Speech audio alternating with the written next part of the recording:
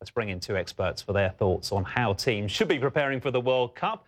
Don't expect you to have all the answers, chaps. Dr. Ralph Rogers used to work for Chelsea Football Club and is medical director of the London Sports Injury Clinic. Rasmus Ankersen is an expert on high performance in sports and author of best-selling book, The Goldmine Effect. Dr. Ralph, let's start with you, because people always look at the injury stories before big tournaments like the World Cup to start with. When you've got a big sports event like that looming, does the medical approach to injuries with players change at all?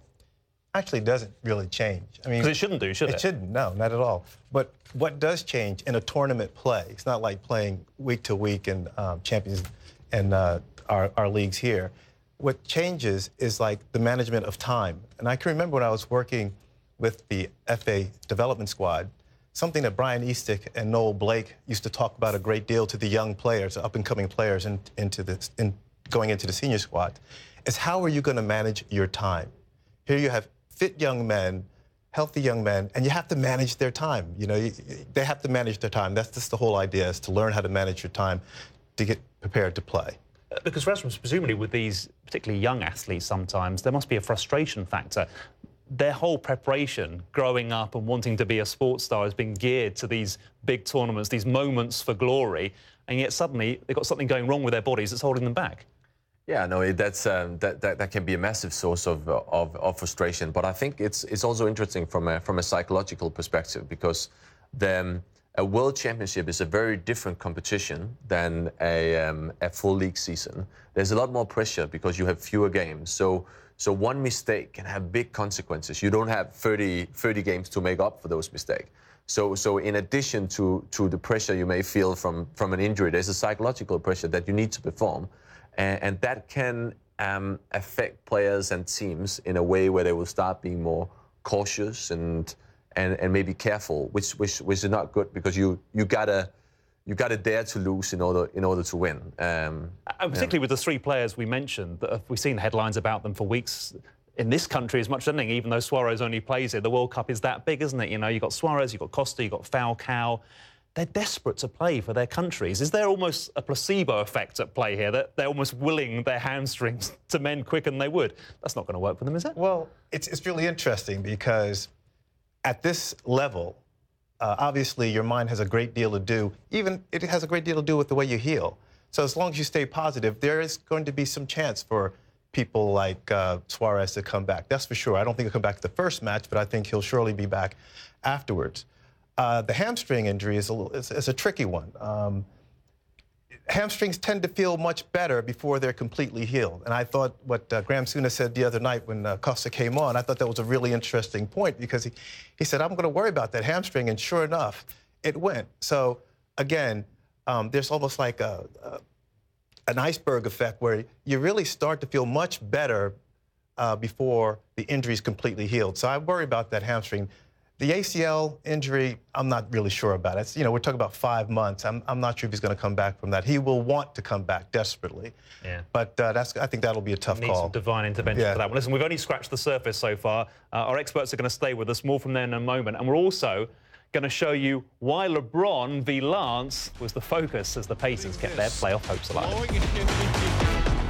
LeBron James.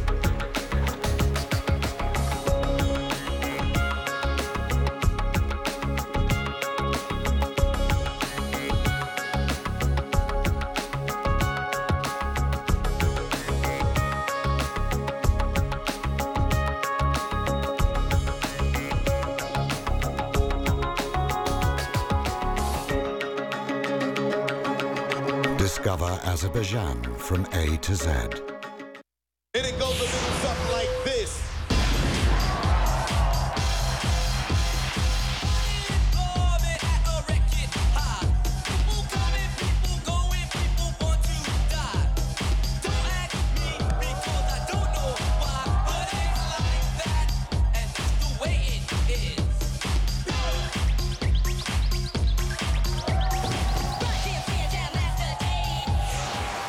this out. Hi, we're back with more from Dr. Ralph Rogers and Rasmus Ankersen on the best way to prepare physically and mentally for a major sporting event. The World Cup starts just 2 weeks today. Rasmus, we were speaking during the break there about there never seems to be a best way. Take England, for example, because here we are broadcasting from London. They had a boot camp under Fabio Capello in 2010 and got criticised for it. Now Roy Hodgson's under pressure because he's letting the players have a bit more time off. Is there a right way? I don't think there's a recipe. I mean, in my home country, Denmark, we won the European Championship in '92, and at that time, all the players were at the beach having a nice holiday, and then Yugoslavia got banned, and we came into the tournament and ended up winning. So maybe the recipe is to go to the beach first. I don't know. I just think... I tried that one with CNN before going to Brazil, but I wasn't going to have any of it. Okay, yeah.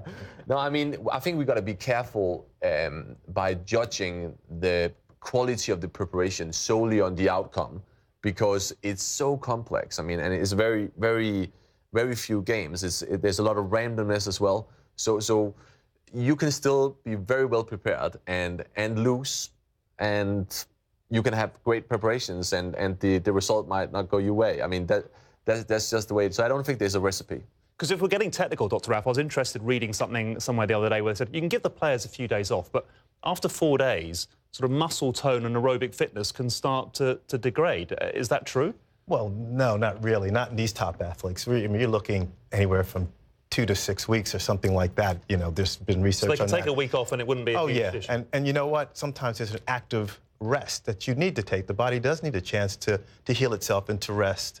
You need active rest in order to push on. Because how grueling is that 9-month club season for these footballers? It's amazing, especially in our league here, that, you know, these guys, you know, it's week in and week out. It's emotionally stressful because, I mean, look at this year's been like one of the greatest years, you know, towards the end. So a lot of these guys are also, as Rasmus talked about, mentally tired. So they need a break. Yeah, and Rasmus, I know you've been a head coach as well of a football academy too.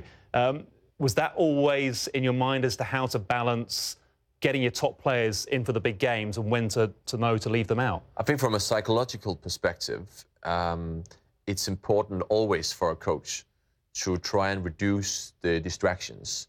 So if I was a coach for one of the teams playing in Brazil, I would definitely spend a lot of one-to-one time with my players and ask them, well, what are your 3 main distractions here, and just face them head on and see if we can get rid of them so you can focus on what is this about. And I think there's a lot of work you can do there that can have an effect. Would you both agree there has to be a holistic approach?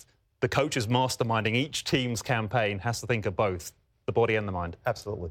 Yeah, definitely. It's not, you cannot look at one factor. It's a lot more complex than that. Okay. Well, I'd love to then say, well, out of all those countries, pick the ones that have done that right. But it's a bit early to say that. Maybe we'll get you back and ask you that another time.